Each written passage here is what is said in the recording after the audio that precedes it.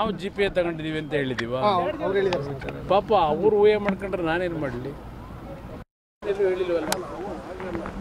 ಅದರಿಂದ ಅವರ ಪ್ರತಿಕ್ರಿಯೆಗಳಿಗೆ ನಾನು ಪ್ರತಿಕ್ರಿಯೆ ಕೊಡೋದು ಅವಶ್ಯಕತೆ ಇಲ್ಲ.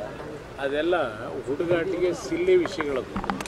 ನಾವ್ಯಾರು ಏನು ದೇವೇಗೌಡರ ಕುಟುಂಬದವ್ರು ನಾವ್ಯಾರು ಗುತ್ತಿಗೆ ತಗೊಂಡಿದ್ದೀವಿ ಅಂತ ಹೇಳಿದ್ರೆ ಒಪ್ಕೊಳ್ಳೋಣ.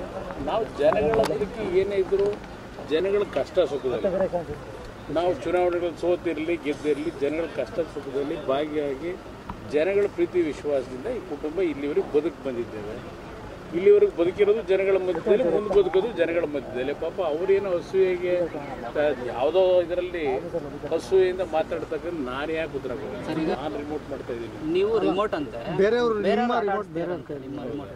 ಅದು ನನಗೆ ರಿಮೋಟ್ ಯಾಕೆ ಮಾಡ್ಕೊಂಡಿದ್ದಾರೆ ಬೇರೆಯವರು ಅಂದರೆ, ನಾನು ರಾಜ್ಯದ ಸಮಸ್ಯೆಗಳ ಬಗ್ಗೆ ಯಾವ ರೀತಿಯಲ್ಲಿ ಕಾರ್ಯಕ್ರಮಗಳನ್ನ ರೂಪಿಸಬೇಕು ಅಂತಕ್ಕಂಥದ್ದನ್ನು ರೆಡಿ ಮಾಡಿಟ್ಟಿರ್ತಕ್ಕಂಥದ್ದೇನಿದೆ ಅದನ್ನು ರಿಪೋರ್ಟ್ ಬೇರೆ ನಮ್ಮ ಸ್ನೇಹಿತರುಗಳು ಮಾಡ್ತಾರೆ.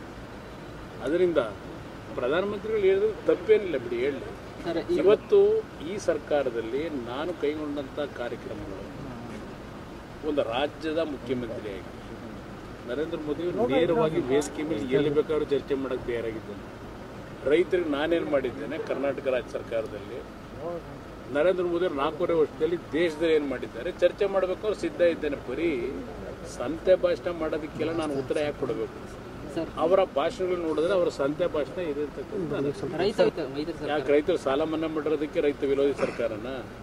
ನರೇಂದ್ರ ಮೋದಿಯವರು ರೈತರ ಸಾಲ ಮನ್ನಾ ಮಾಡಿದ್ರೆ ಪಾಪದ ಕೆಲಸ ಅಂತ ಹೇಳಿದ್ದಾರಲ್ಲ, ಅದಕ್ಕೆ ಅವರು ರೈತರ ಪರನ? ಉತ್ತರ ಪ್ರದೇಶದಲ್ಲಿ ಮೊನ್ನೆ ಏನು ಹೇಳಿದ್ದಾರೆ ನರೇಂದ್ರ ಮೋದಿಯವರು? ರೈತರ ಸಾಲ ಮನ್ನಾ ಮಾಡ್ತಕ್ಕಂಥದ್ದು ಪಾಪದ ಕೆಲಸ ಅಂತ ಹೇಳಿದ್ದಾರೆ. ನಾನು ಸಾಲ ಮನ್ನಾ ಮಾಡಿದ್ದು ಪಾಪದ ಕೆಲಸ ಅವರ ಲೆಕ್ಕದಲ್ಲಿ. ನಾನು ರೈತ ವಿರೋಧಿ, ನರೇಂದ್ರ ಮೋದಿಯವರು ರೈತರ ಪರ ಅಲ್ಲವೇ? ಜನ ತೀರ್ಮಾನ ಮಾಡ್ತಾರೆ. ಬನ್ನಿ.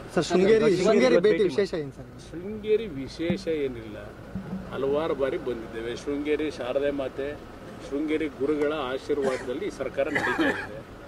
ನನಗೆ ಸ್ವಲ್ಪ ಸಮಯ ಇತ್ತು, ಬೆಳಗ್ಗೆ ಅವರ ಆಶೀರ್ವಾದ ಪಡೆದು ಹೋಗೋಣ ಅಂತ ಬಂದೆ.